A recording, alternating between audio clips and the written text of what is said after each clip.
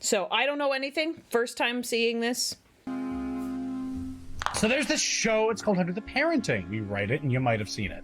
It's based in White Wolf's World of Darkness franchise, now Paradoxes, and follows mostly mundane people hunting vampires, werewolves, and other creatures of the night. Side note, this guy looks like one of the little kids from Nightmare Before Christmas.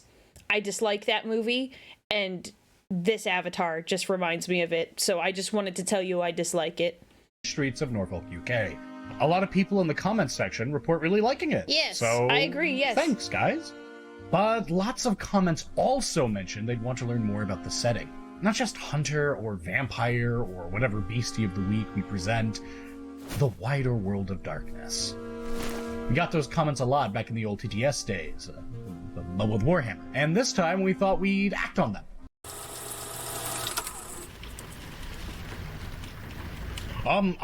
Content disclaimer. This is our first time ever doing a video essay, and so this is very experimental. Okay. Also, Fair I enough. am not the master godbrain who has been playing World of Darkness since, like, I was a protoplasm. This is the wad brain of someone who got into it, a while ago, back in high school, and just my personal experiences. There's going to be people that have been more invested, know more, and probably have a better idea of whatever the hell they're talking about than me. But I've got quite a reasonable perspective on things. I like that. And Reasonable takes, we like that. I know what I'm talking about. Cut this. This was a completely unscripted ramble. No, f your station. I'm Speaker D. This is Ogre Popenang. Whatever that means. And this is our very first video essay. So let's get started. I haven't done a video essay. It's scary. Let's start with two things. Number one, World of Darkness is a tabletop role-playing game first, and everything else second. Okay. There's video games, card games, books, etc., but it all sprang out of the tabletop setting. Number two, as this is a role-playing game, in order to immerse you best into the setting, Piece. we're gonna start with you. Oh. Yes, you. Bear with me for a second. Me? Have you ever gone on a solitary walk at night? No, I'm a girl. It's not a good idea. You walk under the pale glow of streetlights. Shadows smother your familiar surroundings. No one ahead of you. No one behind. Okay. No one but the faint sound of passing cars and an infrequent, dull hum. It doesn't really matter where. A suburban cul-de-sac, some dark corner of a city, or maybe a dirt road in the country. It doesn't really matter. Have you ever gazed up at those buildings, the ones cloaked by night, and wondered, what secrets are they hiding? Maybe. Who uses this place? Who's in there? That weird farmhouse you always pass, the crooked sign. The apartment above the boutique store, whose lights flicker rhythmically in the night. Or maybe the suburban home, the one choked with weeds. We've never seen anyone enter or exit, but you've always spied that same rusted car in the driveway.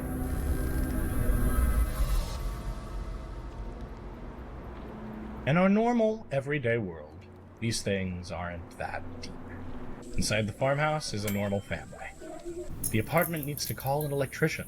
The house is just vacant, or has bad owners. Simple as. The world of darkness is a lot like our everyday world, but more specifically, it's the secret world. The one hidden just behind the mundane. The smile. The lights smile is flickering creepy. in the apartment window aren't random. They're a signal. And when decoded, they tell their beholder the exact time and date of their death. Oh. Within that vacant suburban home, a coterie of vampires gorge themselves on slumbering neighbors. As the nights pass, figured. more homes grow vacant. Missing posters paint the streetlights. And that farmhouse, the family, It'd been dead for a while. normal as normal can be. But if you look with the right eyes, you'd see the spirits of the countless buried in the dirt, howling the names of their killers into bleak, uncaring night. World of Darkness packs dark urban fantasy just past the everyday periphery. But there's one more 99p store. twist. Unlike our lives, where most people are shut out from grim and hidden workings, here, you're in on it. In World of Darkness, you aren't the man on the street. You are the vampire. You are the ghost. You send the signal. You bury the bodies. Oh, Sound okay. Gothic. It is. But you can throw all that in the garbage because World of Darkness is also Clown World. Hello, welcome. Dracula is real. He found his way to vampirism and everyone hates him because he's famous. Dracula, guys. It's an evil fast food chain that puts literal demons into their cheeseburgers.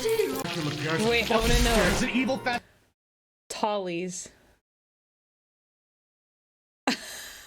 Okay, that's kind of funny. I love that. Demons and cheeseburgers. food chain that puts literal demons into their cheeseburgers. It is owned by the same corporate death cult that owns the evil beer company, doing the same thing to their beverages. The reason they do this? To subtly convince random people to beat their wives. This is not a joke. You want I'm sorry. That's... Oh my gosh. I'm sorry. Like, what is your goal? To beat... I don't even think I can say that. That's... What? Oh, wow. And the end game on that is 10 out of 10, I have to say. Incredible.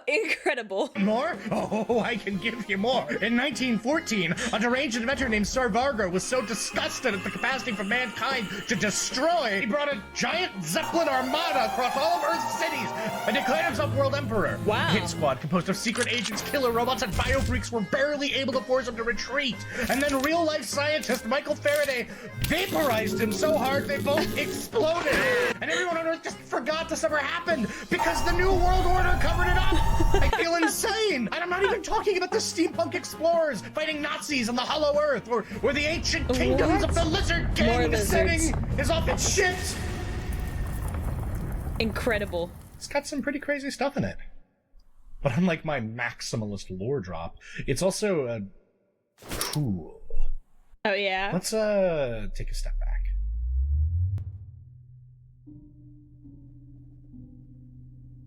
Save for those moments where the comedy of absurdity of a situation just completely takes the reins, you probably won't notice how incredibly elevated the world is, because WoD plays it pretty grounded. Only the DM, or storyteller, really sees how deep the rabbit hole goes. Oh, I would not be For good most at that. everyone else, it kind of feels like the world we know. Just a little darker, a little more absurd. For example, The guy. WoD vampires he are brought it thought to bear the curse of Cain, the first murderer featured in classical hits like the Bible. back. The This classical literally hits, doesn't you know. matter at all to the 20-something stoner who got turned by his Tinder date. Hell, he could live and scheme for hundreds of years, and it still might not matter. In fact, it probably won't. See, WoD has a lot of advantages in setting itself in our world and our time. In World of Darkness, you aren't just relying on what a DM thinks a medieval world should look like.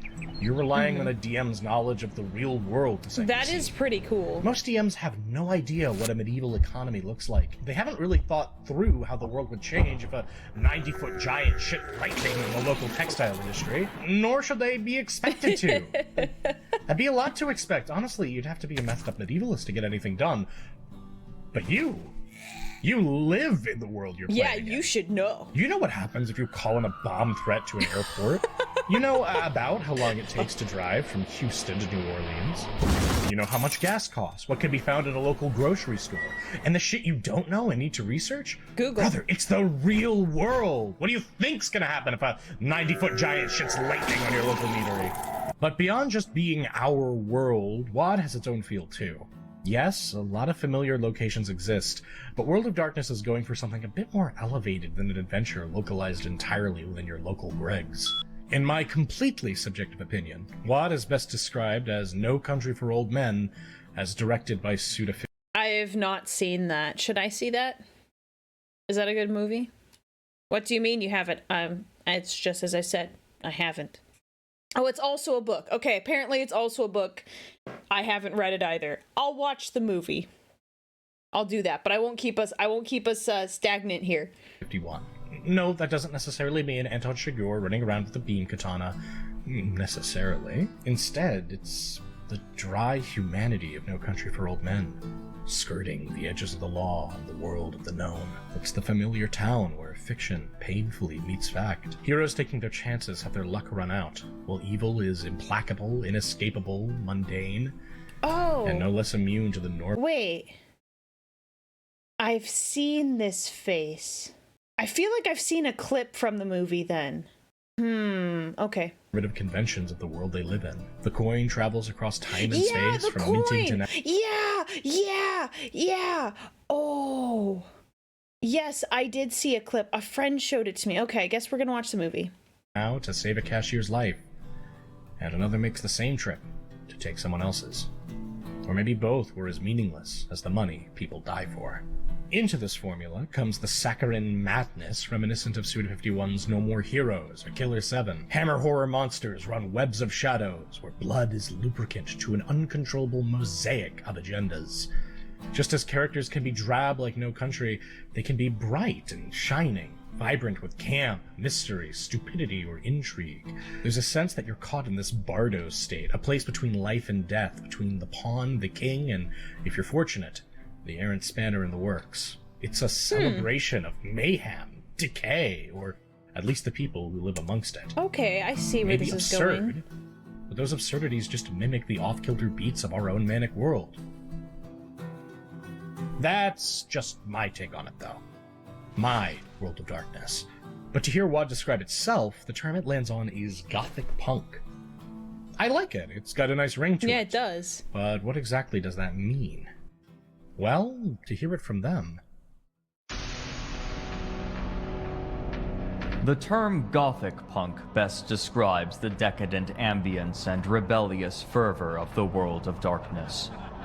Violence blends with elegance as wealth and privilege mix into the panoply of fear and cultural conflict. In cracked, squalid cities, people dance and while away the hours in glittering social clubs, trying to ignore the urban center's decay. The towering buildings of the downtown scene cling to art-graven styles. By contrast, slums roil with strife and warfare as desperate masses of humanity claw at their pieces of turf. Under the gleaming spires of the church, the halls of justice, and the artifacts of society, the masses strive for lives of comfort and refinement. The Gothic image of looming architecture is everywhere, Okay, I'm chased feeling with this. I'm gold feeling and it. silver as it watches over the dispossessed. In contrast, punk nihilism echoes in the overpowering despair of dreams destroyed. Yeah, okay. Ignored by society, the less fortunate rebel. The upper classes revel decadently in their wealth, while gangs, criminals, the insane, and the deprived maraud through crumbling neighborhoods. The buzz of technology is nearly overwhelming, as disenfranchised groups revolt through shocking displays of brutality, art, faith, and mysticism. The world careens down a fast track to self-destruction, and everyone wants an escape. Okay. This makes sense to me. I get it. That's the creator's vision, and honestly it rings true. Most game lines have that kind of dichotomy. The one between the monolithic power structure versus the burgeoning voices of those that haven't quite bought in. What could a setting where Draculas control Amazon's board of directors be if not Gothic? What is a setting where you can smash their faces in with a golf club, if not punk? Before I get sidetracked down a never-ending ramble hole, though, besides the unique feel and elevated supernatural shenanigans, being set in our world has advantages other than knowing how much a hot dog costs.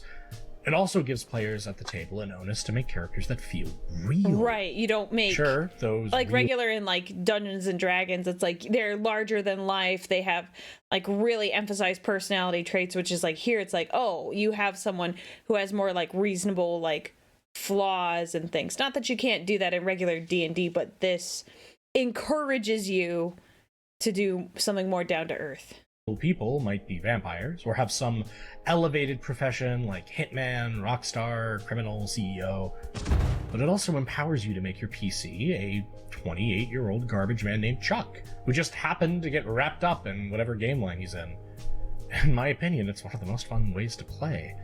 Just make your character sheet what you'd expect a garbage man to have, give him a few hobbies, figure out what matters to him, and then just jump off from there and see where you amble. The character development is not some is like Dark Souls wretched playthrough handicap either, by the way.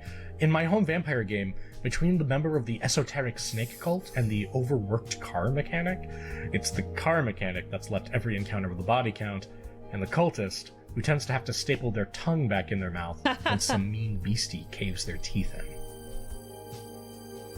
All of this is probably overwhelming, and that's kind of on purpose. But WoD has this really bad reputation sometimes. It's a game only for ephemeral thespians who take their role-playing and setting very, very seriously. And yeah, those guys definitely have a place. Quite frankly, close-knit communities of goth LARPers built this fucking city. You might think that's cringe, but you might also think that the world is flat, so get over yourself. It is what it is. There's different groups. Much like in our world, in my most humble of opinions, WoD is a lot weirder than that. It's not some solitary penumbral orb of misery and mope. It's fucking hilarious and strange and warm and heartfelt, just as it's tragic and dark. WoD is a place where, much like the real world, you can go from horrifying tragedy, harrowing encounters, dreadful monsters, and then have a 2-hour in-character argument stuck in line for fast food, trying to explain to Dale, the food service worker, why you're covered in foam war blood. It's a crazy world, and there are so many different flavors of WoD to choose from. Run as a monster, clinging to their humanity as a vampire. Be a frantic survivor, desperate to wake others up to a supernatural menace and hunter. Or turn into an 8-foot werewolf and fight a radioactive death shark in Werewolf. Incredible. Yes, this is the thing that happens in Werewolf. Yes! It's cool. I didn't know that. Is all this pretentious? Yes, and maybe a little too subjective. I mean, I did just tell you that WoD isn't so self-serious before hitting you with a few film school essays. But cringe is dead and I'm still breathing, so that's the way it's gonna go. If anything I'm rambling about sounds even halfway interesting to you, yeah, it is. Keep watching. This is interesting. You'll probably like what you see. I have, let's see, what was, one RPG game I've played is Call of Cthulhu, which I did enjoy, even though it wasn't, like, completely, like, in current times when I played. It was, like, probably 20 years removed. And it was really fascinating to play in, like, a more, like, a real-life environment where I kind of had more knowledge on what was going on. And I did enjoy that, so this is fascinating to me. 2. Game philosophy.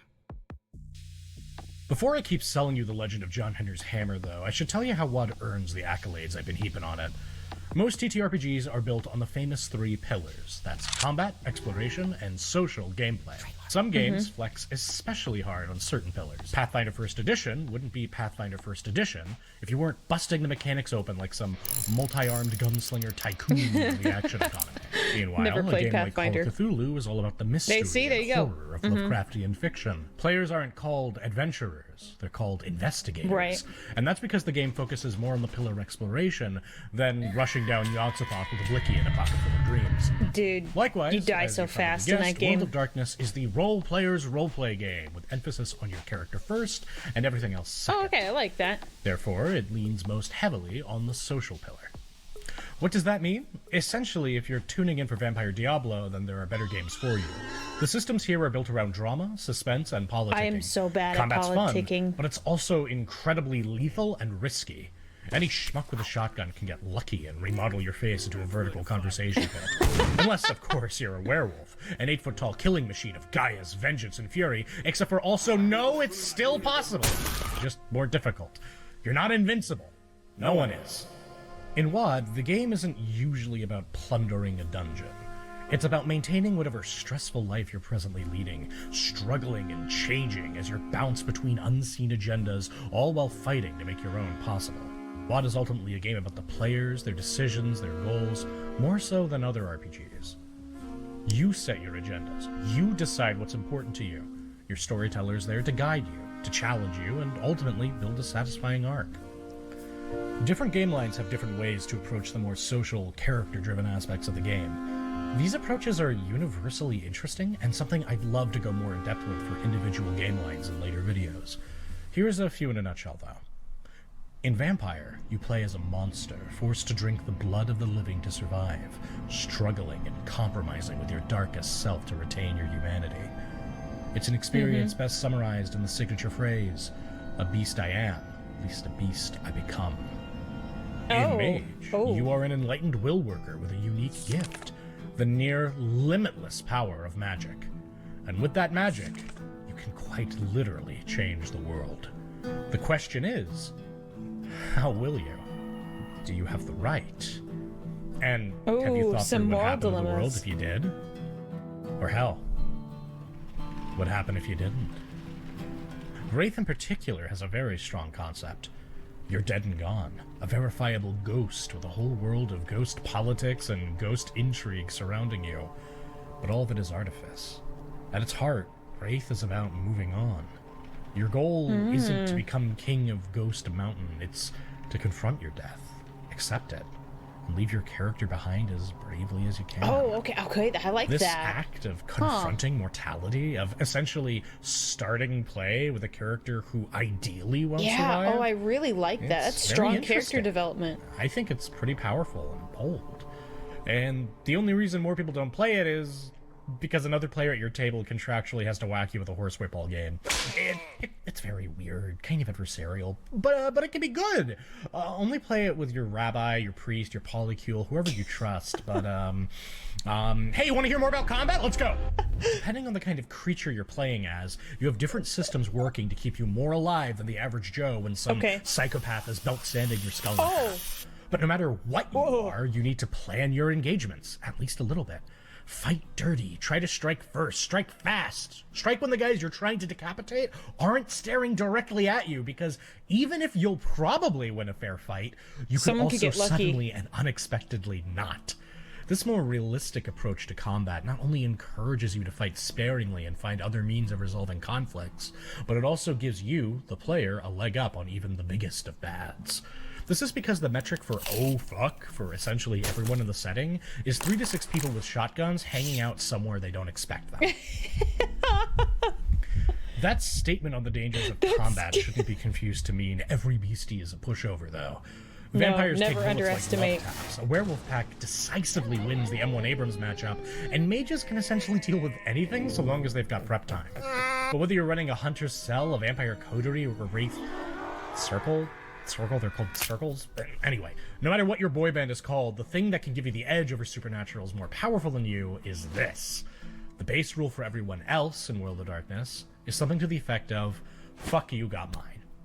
Most greater societies, organizations, or deeply troubled people tend to go it alone. When they confederate, it's usually on deeply unequal footing, with strangled ambitions and treachery around every corner. Predatory people act like predators for all the good and all the ill that nets them.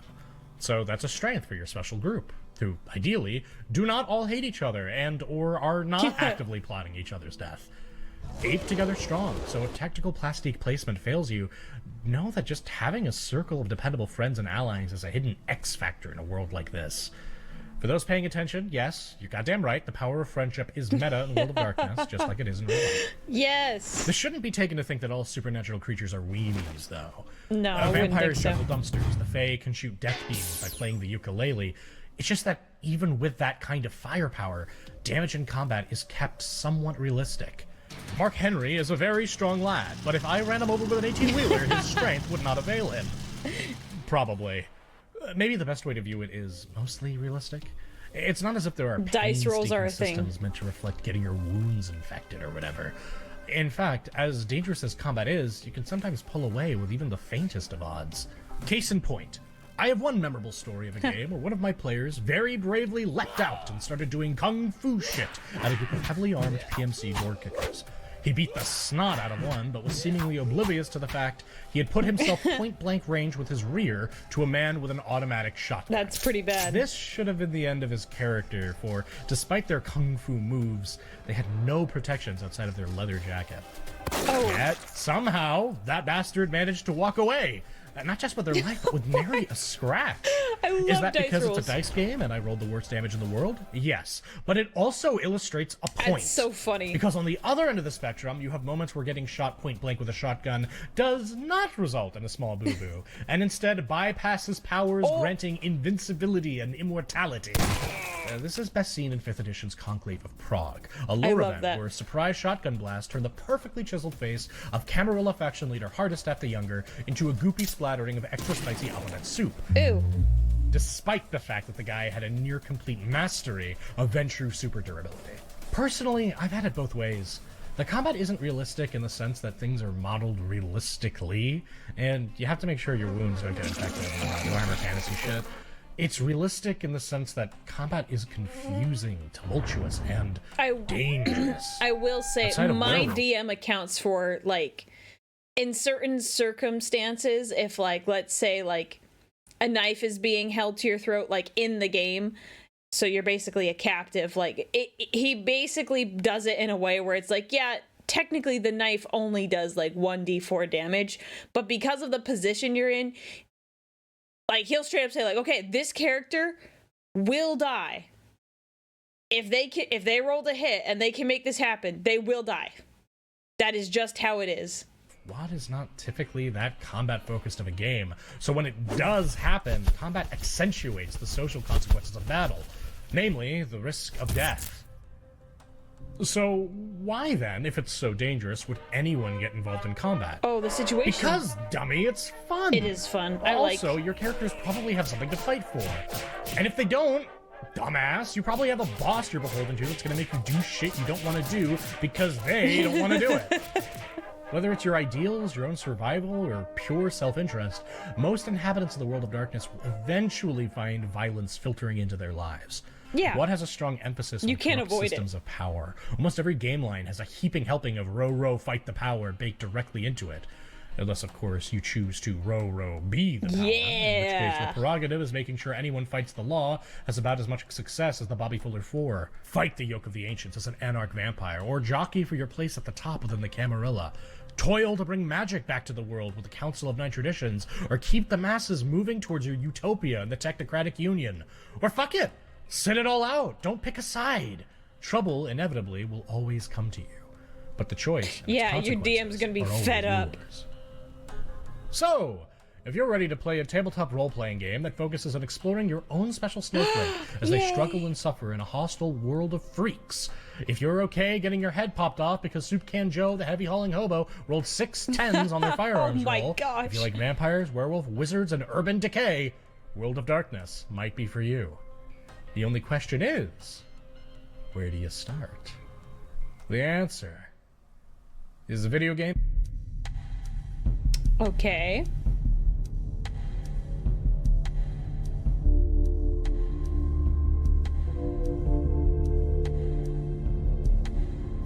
Oh, don't look, chat. Don't look.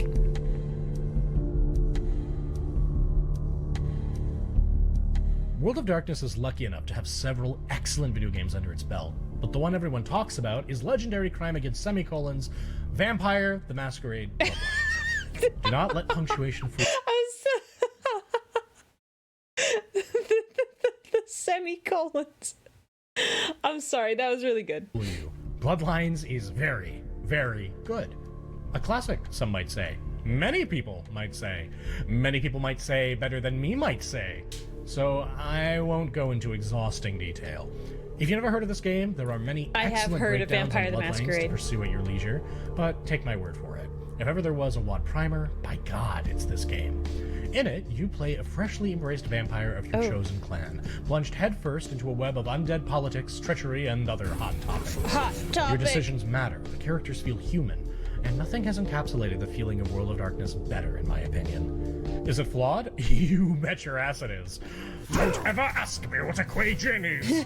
But to be brief, I highly recommend it to just about anyone who has ever drawn breath on the planet. Okay. Just, Yeah, play the unofficial patch, because everything bad you've heard about Hollywood sewers is true.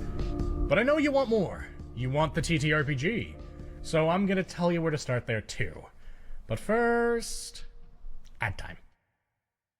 Imagine, if you will, you are on an airplane. It crashes into the Atlantic Ocean, and miraculously, you survive. A scream. Another survivor dragged into the brine. Fins emerge. The hungering, deadly maw of a great white shark swimming straight for you. In this situation, wouldn't you rather be at Noble Knight Games? There it is. Noble Knight Games has given us a mysteriously sourced bag of money to promote this anti-shark propaganda. And also to remind you that it is the premier location for tabletop games and RPGs in Madison, Wisconsin, where you now live! Are you and your coven suffering from symptoms of dystopium and looking for a new, fresh RPG franchise to fill the void? Yes. Oh, you are? What?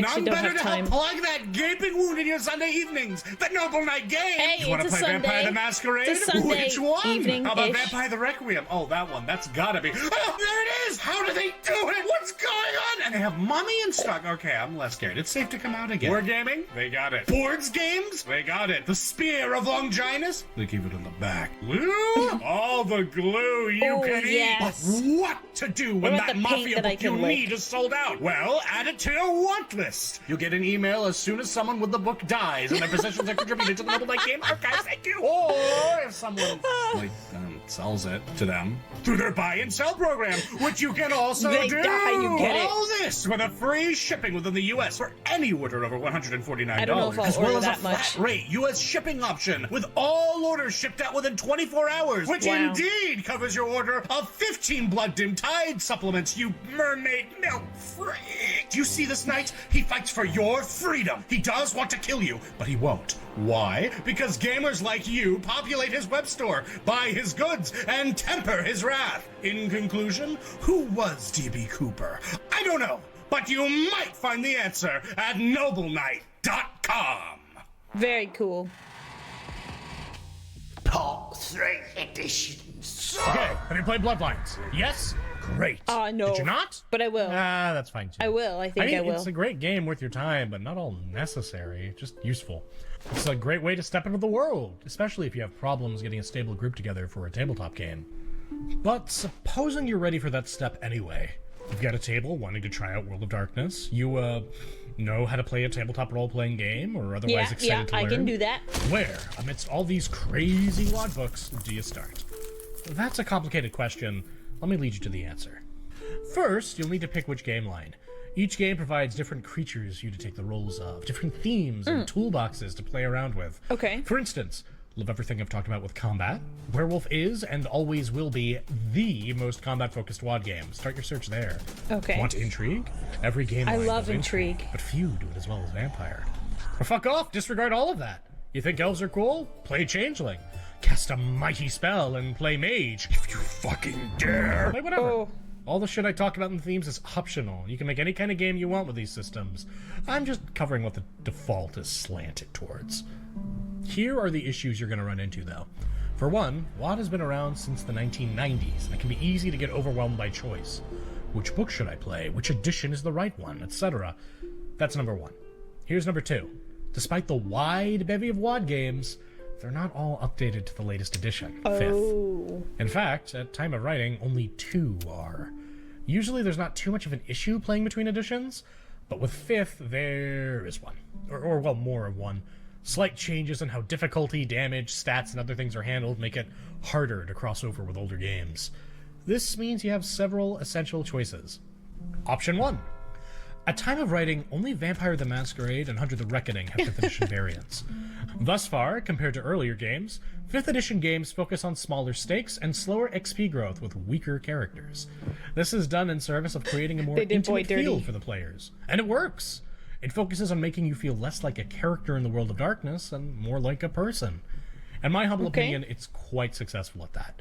Early trends involve bigger factions being weaker and more flawed, and more of the onus is on the younger generations to fight for their place in the world. I have overall less to say about 5th edition, largely because it's pretty self-explanatory.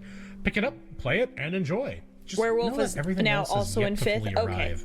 It's a strong edition. Thank and you. I'm It's sure been the best is updated yet to since come. then. And thank It's you, also Dan, worth for the noting, bits. if you watch the very excellent LA by Night and New York by Night live plays, this is the version of the game they're playing. There are new resources being pumped out for 5th with increasing regularity, and it's not going to remain the edition without all the other goodies forever. I'm just giving it slightly less focus, just because there's fewer caveats here than other places. But it's genuinely worth your time. If you want to run a vampire or hunter game, this is definitely the place to look. Option 2, 20th Anniversary Editions.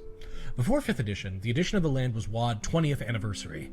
These were released, get this, in celebration of WoD's 20th anniversary. They were essentially released for veteran players of the day, and as a result, they can be kinda rocky to learn at times. The idea being, you should already have a firm grasp of the concepts within. The lore has a slight tendency of being either too referential to old material or just plain sparse, but it's the edition I started with, and I turned out alright, so I still highly recommend that. Okay. Most games enjoyed a pretty cool 20th anniversary release, and in my opinion, it's still the edition to run if you want crossover shenanigans. Compared to 5th edition, you'll likely be able to roll out with a comparatively more powerful character, but there's also a lot more jank. Balance isn't really at the heart of WoD, given it's just, not that kind of game, but it's a lot easier to break than 5th edition for damn sure. For better and for worse. It is kind of fun to break It's the not games, enough I won't that lie. I'd not recommend them to a newbie, but it is enough to warn about, so consider yourself warned. I just warned you. Despite these caveats, though, outside of the occasional weirdly worded subsystem, it's not like 20th Anniversary is a major downgrade. In fact, I know plenty of people who still prefer playing this edition to the newer ones, and I can't really blame them. Even for games with 5th editions, if you wanted to run a vampire game where you're all elders and not snot-nosed neonates, fuck it, 20th ain't a bad choice. These editions are hideous, lumbering monsters. You'll notice I'm insulting them a lot. That's because I love them all. I don't own just one 700-page Mage 20th Core. Oh my gosh, I own that's... 2, and one has a weird stain, and I don't know where it came from. 20th is also so accommodating that you can easily just take older supplements and quickly adapt or even straight up use their adventures, powers, merits, and flaws in your own game. Even if the content you're looking for is ancient, you can probably dig through any old WoD book and find something that can fit in your game with a few tweaks. My friend Odoroshi once ran the prehistoric crossover module Midnight Circus for our home group of 20th anniversary characters to great success, even though it was originally printed 2 months after my birth. Sure, a lot of the content aged poorly. A lot of the content aged poorly. But the underlying concepts and many of the characters and situations were fun and easy to translate to 20th parlance. The parts that didn't, well, our storyteller just filled in the gaps with her own original content, got rid of the stuff she didn't like. It's not just modules. I mean, yeah, that's either. how good DMs do Area it. splats, faction guides, hell, even some main game lines have languished in earlier editions. But it's all still accessible thanks to how adaptable the older storyteller system is. I mean, think about it. Before the D&D 5th edition reprint, could you imagine running classic Tube of Horrors in the modern system? Well, you could with WoD. I mean, not Tube of Horrors, but, Evil Circus Hell and this crab thing. Based crab. Anyway, the TLDR is this. If you want to play Werewolf, Mage, Changeling, or Wraith, or if you have a style of play that clashes with 5th's design philosophy, 20th is the spice you're looking for. Have fun. Option 3, Stygian Madness. Sadly, not all games got a 20th anniversary release. Some games have languished in their sordid states for eons with barely an errata in sight. They are few, but they are infamous. And some people really, really like them. Essentially, if you're looking to get a rousing game of Demon the Fallen or Mummy the Resurrection, you're going to be looking at old rules. Fortunately, these are going to be relatively self-contained and explicable within the language of their own text. WoD game lines be like that. I cannot advise much in this juncture, for I have rarely afforded myself such terror. I've used Demon the Fallen rules for NPCs in certain games, and it was universally a harrowing experience. Why? It was like being submerged in the dim waters of the river Styx. Is it because it's confusing and complicated? That being said, the games have their cult followings for a reason. Be brave, play them, and have fun. But know that if it's your first time, it's probably a bad idea to start here. It won't be too challenging once you have a game under your belt, though. Option 4, Chronicles of Darkness. Oh boy, this one is... It's gonna take a hot second. Here's some history. Sometime during the run of WoD, the developers decided that enough had been done in the metaplots to warrant a global update. Modules were released for end-time scenarios for all game lines. You got to pick your favorite ending, and the idea is that they'd say goodbye to the setting forever. Oh, dang. In its place came the new World of Darkness, Oh, now that's known kinda cool, as the though. Chronicles of Darkness. This is a completely different, confusing continuity that is extremely different from the old World of Darkness. In Chronicles of Darkness, you do not play Vampire the Masquerade. You play Vampire the Requiem. You do not play Changeling the Dreaming. You play Changeling the Lost. Confused Okay. yet? So am I. This isn't quite WoD. For Warhammer fans, think of WoD as fantasy and Chronicles as Age of Sigmar. Okay, For one, the that's rules what and my systems first thought have been was. streamlined and optimized in a way that even 5th edition took notes from. For two, the world and game lines are similar but very distinct, with some real standouts. In particular, Hunter the Vigil is a very cool take on the Hunter experience. Whereas the older version of The Reckoning focused on supernaturally augmented imbued, Vigil focused on normal hunters, introduced numerous cool and creative hunter compacts, as well as the concept of becoming a slasher, a fucked up kind of hunter that went from being a slayer of the supernatural to a metaphysically augmented serial killer. H5 no longer focuses on the imbued, and I think that's because Hunter the Vigil just kicked so much ass. Changeling the Lost also gets its fair share of accolades. Changeling the Dreaming is well known to be somewhat inscrutable, difficult to understand, and a massive glowing orb of madness floating silently in the classic WoD catalog. Changeling the Lost simplifies the story a bit. Instead of playing as the Fae, you play as someone cursed by the Fae, which grants a very distinct play experience. It also makes the games radically different from each other, to the point where I'd almost warrant to say the Lost is just its own weird little thing. Chronicles is still getting updates, such as an actually living mummy game and several unique permutations like Deviant, Promethean, and Geist. If it tickles your fancy, it's not a bad idea to check out. But you should know that if you're looking for World of Darkness books, Chronicles is something different, so be aware. Okay, that's good to know. All of these different ways to play may sound intimidating, but don't worry, there's even more. WoD Dark Ages, WoD Wild West, WoD of the Victorian Age, WoD's incredibly vibrant and legendary LARP scene. There's a lot. Fortunately, it's not all half as intimidating when you realize the base mechanics of World of Darkness are all incredibly simple. What I imagine is that the mechanics are simple, or like they have set mechanics. It's just a matter of like flavor. Like, what kind do you want to play? Do you want to play more combat? Do you want to play more intrigue? Do you want to do this or that? It's more about like setting and just kind of style of play, not like the game mechanics itself. Still, for all their subvariants and additions and blah blah blah blah, outside of the unique gimmicks for each supernatural subtype, the core mechanics deviate very little between the games. That's because every mainline book you aren't playing can serve an additional purpose as a bestiary. Your non-furry friends deny you the opportunity to run the werewolf game of your dreams? That's fine. Throw a mid-level Get a Fenris into their condominium and watch the fireworks. The sole exception, of course, is 5th, but even then it can be done.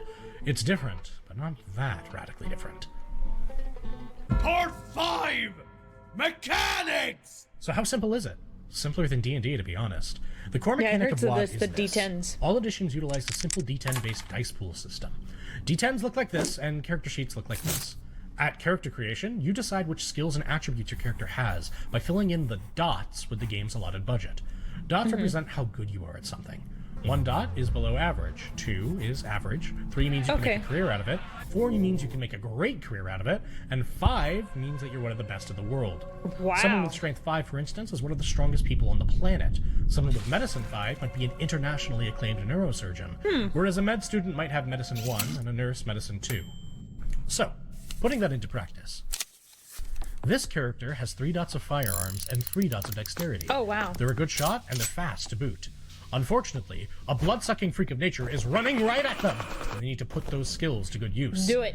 They need to roll to shoot that bastard into the Stone Age. When making a roll, you take a relevant attribute with the skill you're using, in this case, dex and firearms, and count their combined dots. So you need Then you just roll that many dice, and boom. Oh, so there's a set DC difficulty check. You add all of them up.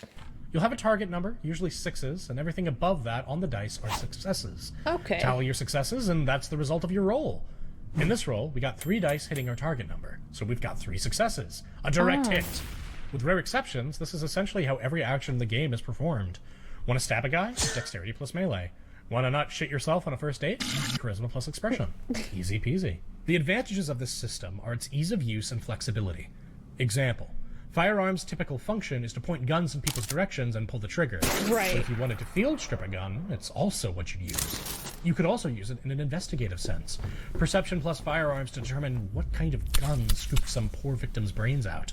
Hell, if the storyteller is feeling especially kind, you could probably use it in a social encounter too. Yeah. Impress your fellow gun freaks Yeah, by I was speaking gonna say that. enthusiastically of your rifle. Talking about the firearms. guns. Alternatively, if you're about as intimidating as a baby capybara, as a last-second desperation ploy, perhaps you can scare off an encroaching foe with a sick display of gunmanship. Manipulation plus firearms. Roll high, or else you might catch a hollow point in the skull for your troubles. Are these combos the only combos you can use for such things? That's Absolutely kind of not. cool. I like Sometimes that you actions can can actually be accomplished get through fancy multiple with it. combinations of skills and attributes. Yeah, I like that, because for like D&D, it's like very much like, okay, it's this, or this. And like maybe you can flex some things, but I like how you can combine a couple things together.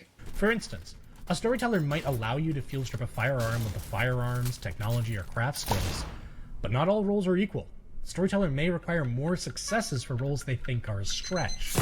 I typically wouldn't disallow a Dr. PC to synthesize a drug using medicine, but I might make it easier if they used science, chemistry, or botany instead. Makes sense. Personally, I love letting my players get creative with skill use. I really like that. It's the same reason why I encourage most PCs to have a few useless skills. Sure, your 2 dots in law might seem useless at first, but when the party face fails to convince that cop that you definitely 100% know nothing about the string of disappearances you've been causing, your Dark Horse law skill could be the difference between getting him to come back with a warrant and a prison arc. That's sort of the soul of what makes WAD, you know? I do like that. It's got an That's neat. incredibly easy to get into dice system that doesn't overly concern itself with mechanics bloat.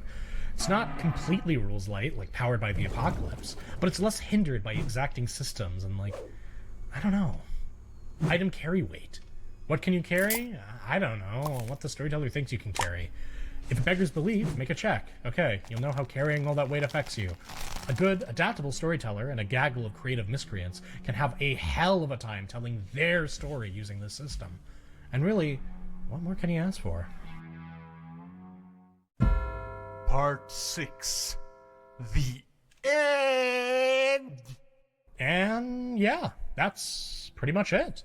I mean, there's more. A lot more. Too much to willingly shove into one video. I could clobber think you this with was good. tales of the spirited LARP scene, talk about all the incredibly poorly aged WAD supplements, like the Mafia book. Oh my god, Alpha loves the Mafia book. Next slide, get it away. Being honest, each WAD game line would take its own video to get into the gritty of them, the unique mechanics, themes, and other nuances. So, fuck it. If you want more videos breaking down individual WAD game lines, let us know in the comments. But for now, to avoid a deadly bloated mass, we'll wind down here. So, let's review. Step 0, play Bloodlines. Okay. Step 1, get a good group. Step 2, pick your game and edition. Step 3, pick a day, time, and place. The hardest one to do. Step 4, start running. Second hardest right Do all there. these things, and the world of darkness should open up to you. I love WAD. It's the most fun I've ever had rolling dice. I hope with this video and Hunter the Parenting, we've helped some folks get into this incredible game and community. And if we haven't... Failure. Perhaps next time. You have watched an Ogre Popenang video essay. I missed that. I missed that. Don't steal that broomstick, you fuck! Oh, you are going to have to go to jail for this, you fucker. Or you can pay with gold. What is it? Gold, eh? Well then, it's off to jail with you. I thought that was good. It definitely went more into like the game, but that makes sense since it's a game first and foremost, like he said. I find it really engaging. I did enjoy playing Call of Cthulhu, and it seems similar in some ways.